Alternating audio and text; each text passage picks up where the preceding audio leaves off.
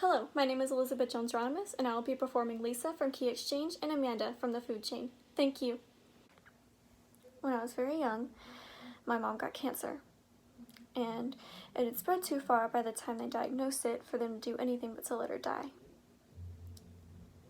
For about 6 months, she lay in the terminal ward of Sloan Kettering.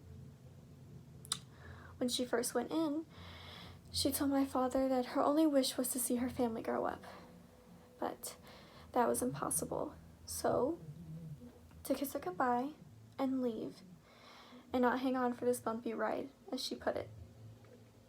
But the most important thing in the world to my father was that she have her last wish. So, he left his job, sold the house, moved us into the city, went through miles of red tape, and arranged a permit to build a sandbox and swing next to the parking lot outside her window where she could see us. And every day that summer, and every day after school, and on the weekends that fall, he would take me and my brother there, and we would play. And when my brother asked, "Why here?" my father said that Mom was in heaven, but that she had a very good view of that particular sandbox. My aunt told me that story when I first started going out with boys. She said, "What your father did for your mother, Lisa, that is love. Be smart, Lisa.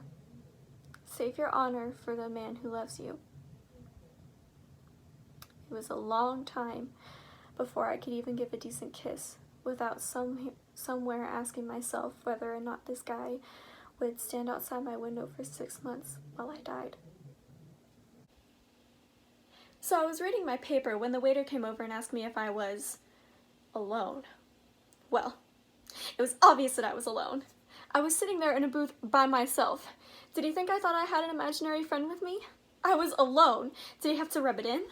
Did he think he was being funny? Did he think he was in some way better than me? It was in his tone. He said, "Are you alone?" But what he meant to say was, "You're alone, aren't you?" And I can't imagine he's not alone every single day of his miserable, pathetic life. He has terrible skin, and it's not attractive. Not the way that bad skin is attractive on some people. On some men. I've strayed. The point is that the waiter has terrible skin and greasy hair, and his breast stinks of something dead, and his face is too entirely close to mine, and I want to take my butter knife and stab it in his sunken, caved-in chest. But I simply respond, "No, I'm married, thank you." I realize now, of course, that my answer was illogical, that it was inappropriate, but it was all I could think of at the moment to say. Thank you.